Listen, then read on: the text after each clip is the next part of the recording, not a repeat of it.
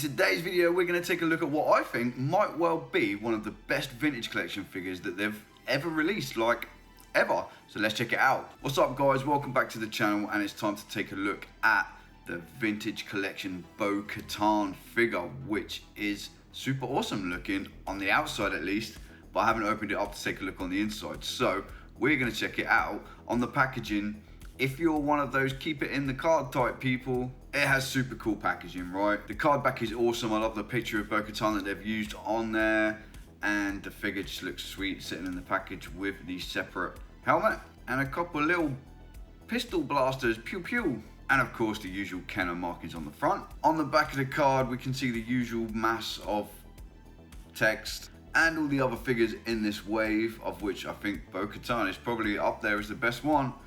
I do like that Mithril though. I haven't got it yet, but I do like it. So we've got it here. Let's open it up and let's take a look on the inside. And as always, before we start, I am fighting with the whole, how the hell do I get this tape off and get these weapons out? There's got to be a better way than just peeling little pieces of sellotape off one at a time until you can actually get them out, alright?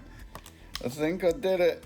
I think I did it. I think I did it. Yeah, sticky guns. So, seeing as they were so hard to get out, let's take a look at them first. They are silver and they are shiny. They have a metallic finish to them, and they have a brown handle, and they actually have quite a little bit of details into the little moldings on them and stuff. They look pretty decent, and they have a cutout for the trigger finger to be able to fit in, so hopefully she can hold them nicely too. The next thing you'll find in the box is this tiny helmet, which you will see not only looks really awesome, but is a separate head. It's not just a helmet that fits over the top. I think this is a much better way to do it. It's been weird on the Black Series ones, right, where you've got a separate helmet and they just look too big for the head, and they don't kind of have the right articulation, and they're kind of loose and the helmet moves but the head doesn't. But this one is a completely separate piece, and it's a replaceable head, which I think is the way to go with helmeted characters in the future. If you're going to have a face sculpt underneath, let's just have two different heads, right? I think that's definitely the way. We will look at that a bit more closely when we put it on the body, because that's the way I want to display my Bo-Katan. I prefer helmeted characters with the helmets on, right?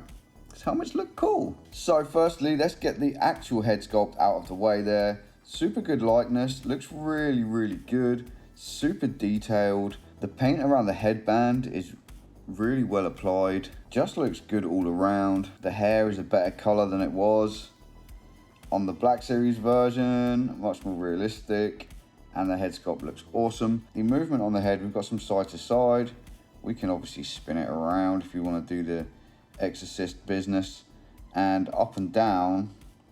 You've got quite a bit of down there and quite a bit of up too. Not too bad at all, but I wanted to get it out of the way because for the rest of this video we're taking her head off and we're putting her helmet on. So that was really easy to pull off. Hopefully this one's really easy to pop back on. Yeah, not too bad at all.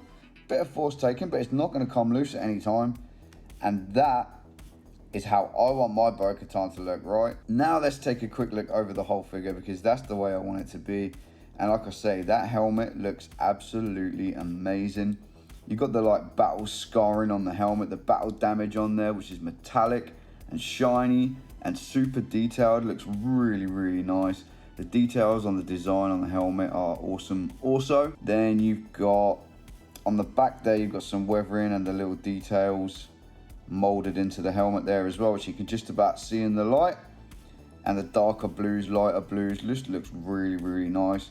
Amazing detail on a helmet for something that is so absolutely ridiculously tiny, less than the size of my thumbnail. And then on the armor, we see similar battle damage on the armor with kind of the metallic silver bits coming through.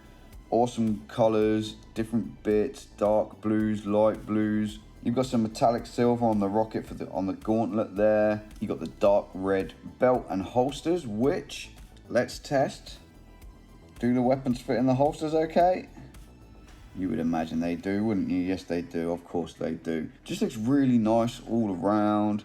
You've got the insignia on the shoulder pads, and you've got the jetpack painted in blue and shiny metallic silver again, which does come off. It's not fixed on. You can remove it if you wish to. I don't know why you would.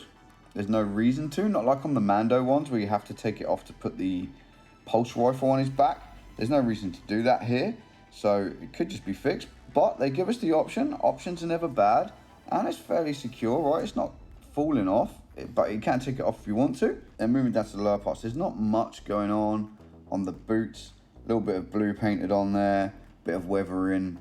No real massive detail like we've got on some of the other parts. And on the gloves, we've got that kind of creamy magnolia sort of colour part on both of the gloves there. They look awesome. And she's got 2 pistol holding hands, because why would you want anything else on a Bo-Katan figure? And let's see how easy they are. Can we do the normal little push it in and then twist it kind of thing?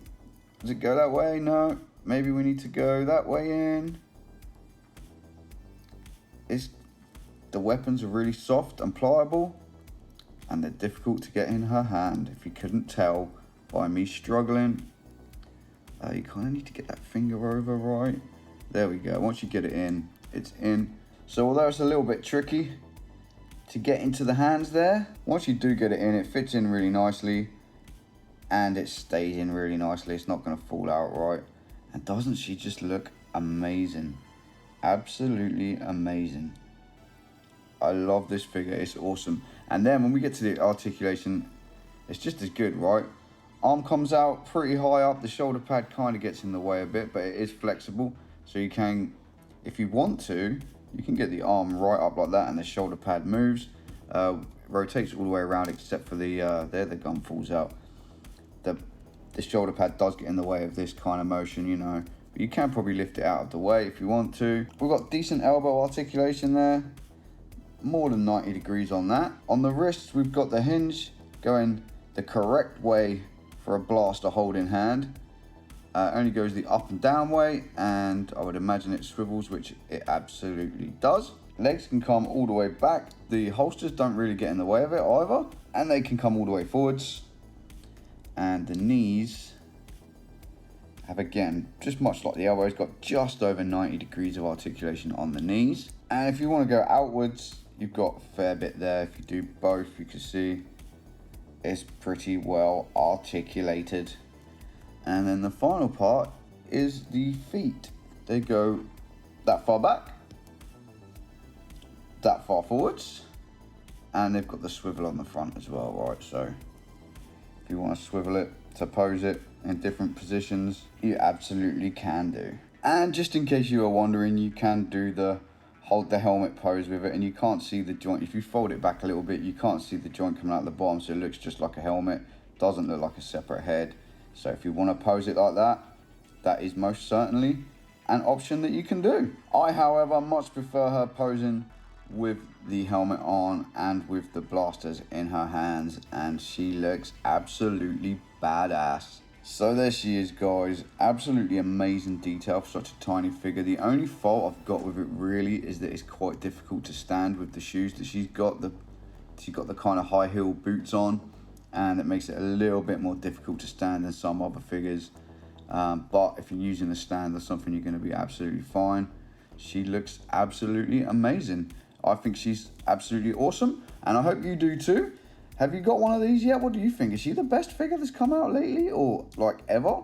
Let me know in the comments. And once you've done that, you can check out my other videos where we've got some other vintage collection and lots more other toys and action figures going on the channel.